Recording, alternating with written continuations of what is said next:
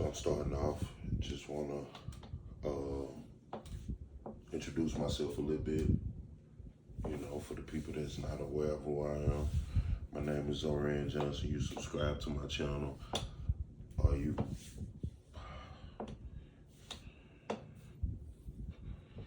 work with me a little bit.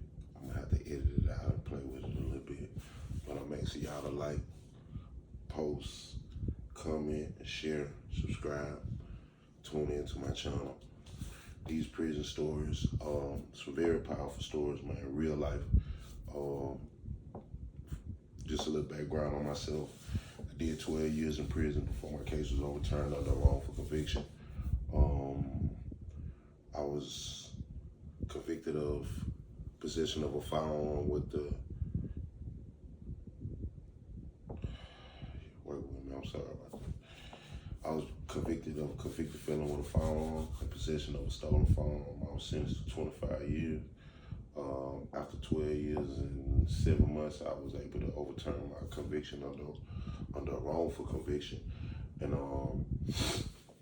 I was free under that act, and I've been home 3 years and 4 months. And just enjoying being free, man, just enjoying living my life.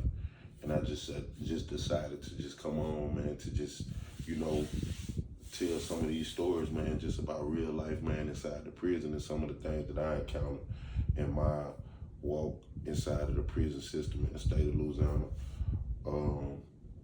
I encountered a guy while I was in the David Wade Correctional Center. If my memory serves me correctly, it was the year 2012.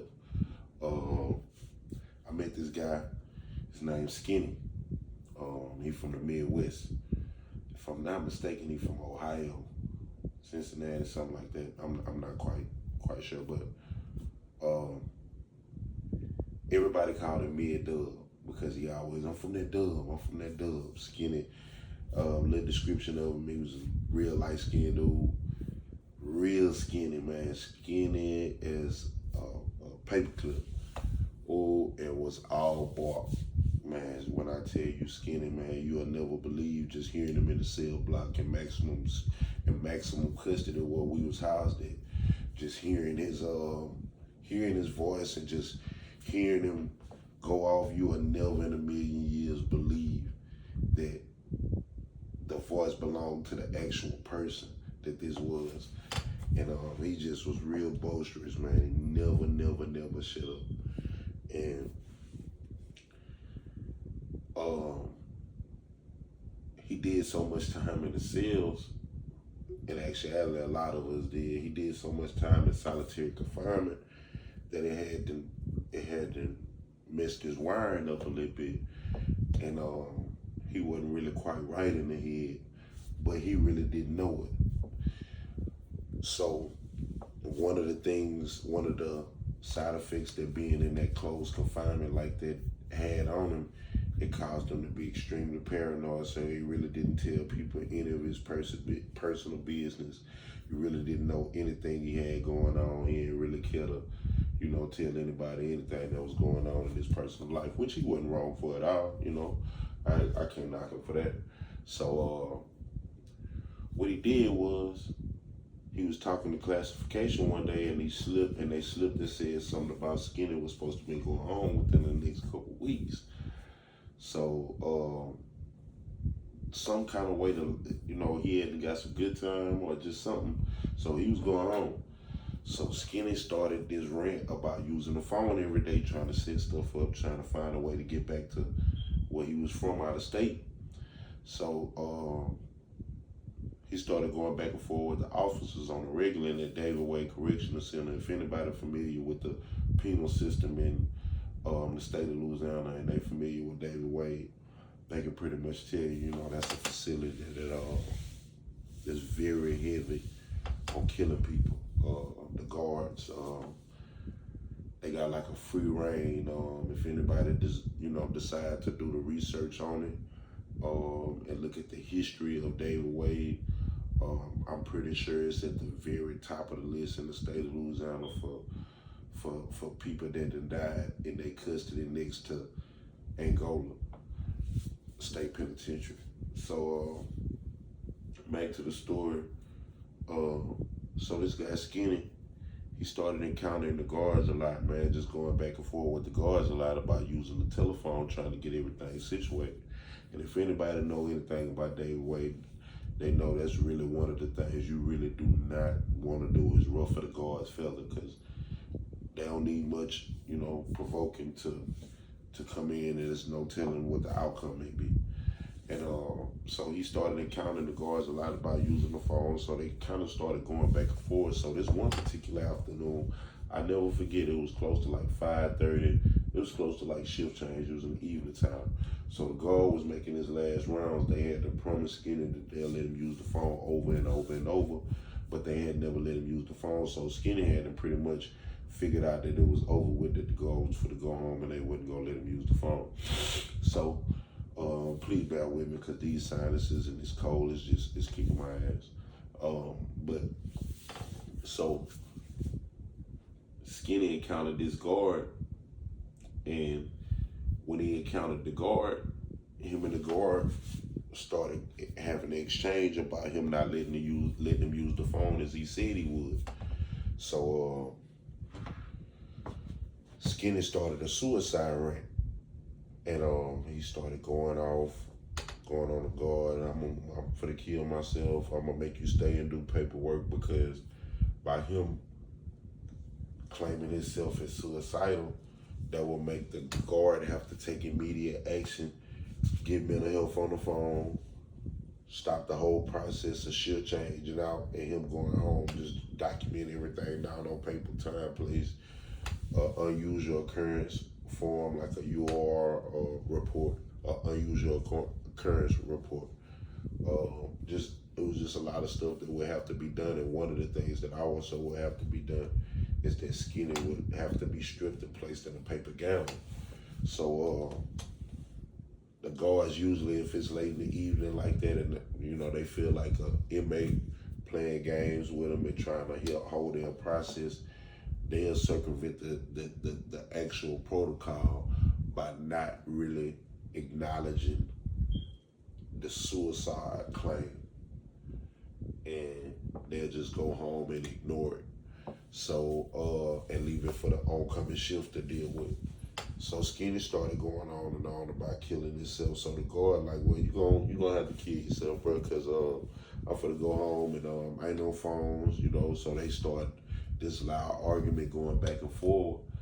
So Skinny said, I tell you what, the camera can see me.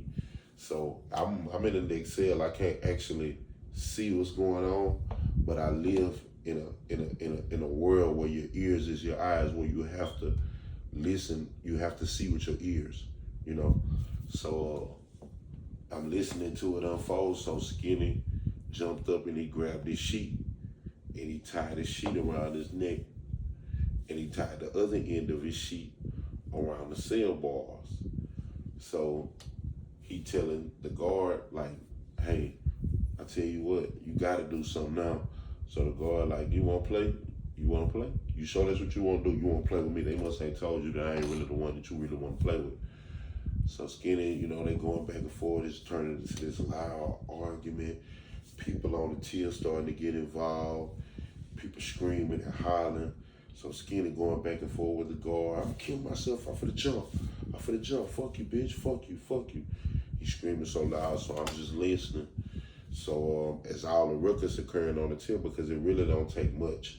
If you can get one or two incited, other people will start, like conversation. And even if they're not a part of it, it still become a part of the ruckus, because you can have people talking from one cell to another, and two cells from another, and as they going off, they have to raise their voice to be heard in the conversation that they having, and etc. So it's just turning it's almost a pandemonium. And so the guard like, man, I tell you what, Skinny, today is your day. And he turned around and he walked off, and I watched him walk off. So as I mind you, I told you this is a world where your ears is your eyes. So they got a panel box at the beginning of the tier. This is the control box. In order for this control box to be operated on maximum security at David Wade, there has to be 3 officers involved. There has to be a ranking officer that works the panel box, and there has to be 2 officers on the range that deals with 1 inmate. What they do is you got 1 officer that's assisting the other one as they handcuff shackle before the cell door open. But this particular time, when the guard walked off, I heard the panel box open. So I'm like, I wonder what they finna do. So I heard the cell locks disengage. Everybody know, that means the cell door for the open. Most people become hyper alert if they hear that even in their sleep, because that could be a possible shakedown. It could be anything. So as the guard disengaged the door, I'm like, what the hell? I know they ain't finna just open the door on Skinny and he tripping like this already, but furthermore, for him to be not handcuffed to shackle before he stepped out into the range. So what the guard did was, when he disengaged the lock, I thought that he was just bluffing, because it's like a 3-step process, and you can hear the 3-step process. You got the door that lock, the key that lock. You got the door engaging or unengaging as he hit the level for the cell door that he wants to open, and then you got the actual spinning of the lock to open the cell. So I'm thinking that he just hit the engage just to, frighten Skinny or whatever. But when he hit the engage, he quickly hit the door, and he opened the door, and all you could hear was Skinny screaming, and then he kind of like, and he went quiet. So I'm trying to understand what's going on. I'm trying to process all this information in my head. I hear the door close back. I hear the cell engage. I hear the panel box close back. I'm like, man, what the hell going on in this motherfucker? So I'm laying here, and as I'm laying here, I'm like, I hear somebody holler, hey, yo, Skinny. But he ain't answering. So everybody hollered for him, and now he just done went cold silent in here. So I'm trying to figure out what the hell going on. I just can't figure it out for the life of me. I can't understand what's going on. So the guard closed the panel box and leave. He leave off the tip. So everybody screaming and hollering for Skinny. Everybody screaming and hollering. Skinny ain't answering nobody. So everybody like, man, Skinny be tripping, man. He done let the man, put him in a bad mood. Now he don't want to talk to nobody, just so as time go on, everybody, like the children just like it's an eerie feeling on it. So everybody, kind of go back to doing what they doing, that was paying no mind. So the next shift come on. So as the next shift come on, the next guard come on to do his round. And when he got in front of the cell, he just, hey! He stopped and he just couldn't. I'm like, what the hell? Like, hey, Skinny. Man, get that off your neck, man. Get that off your neck, man. I'm like, man, what the fuck? He hit the beeper alert to sound the emergency crew to come running. So everybody come running. So the guard tell the dude, man, I think he killed himself. So everybody like, what? Like, we trying to all piece it together and put it together in our minds and our head to try to see, like the shock is there, and now the word is spreading between the officers and inmates. It's going around that Skinny he killed himself. But it's just a piece of this puzzle that just still not adding up. Now I know that the guards didn't go in and kill Skinny, because I watched them walk off the tier. I watched, like the whole encounter with them leaving. So I know that they ain't doing it. So I'm thinking to myself, like, damn, Skinny really went on and killed himself, like, for real. So I'm steady hollering at the emergency crew, get there. They trying to revive Skinny. They calling his name. Can't remember his real name. And so they calling him, they talking to him. So he's just not responding. And it just hit me like a ton of bricks.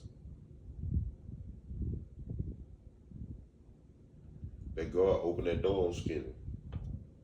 And when he opened the door slid, tangled the knot in the sheet immediately. Nothing in the world stops that door from opening and closing when it's time. When it open, it's opening. You better get all digits out the way, get everything out the way because it's opening with extreme force. And the crunch from the door opening, it tangled the knot that Skinny had tied into the bars, and it drew it tight around his neck. It snapped his neck on impact. The guard opened the door intentionally with Skinny.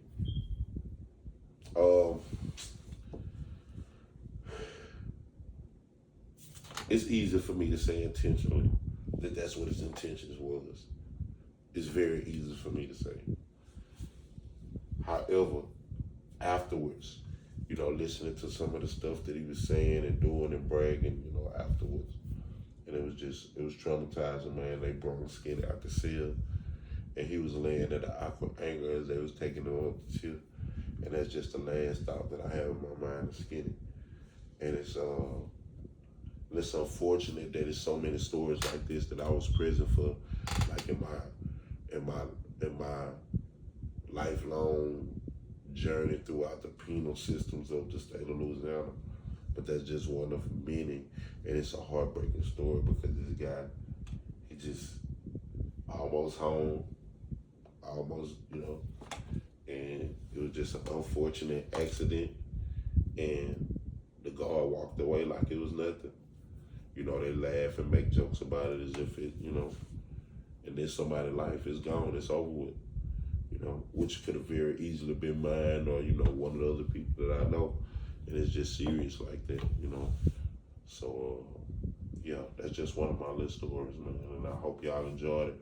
Hope y'all subscribe to my channel. I hope y'all like, share it, hey, we're gonna be dropping stories, we're gonna be dropping content on the regular, the quality gonna be better. I'm gonna get a better understanding of what I'm doing, but right now, I'm just giving my fans what they asking for. Hey man, we'll be back with another.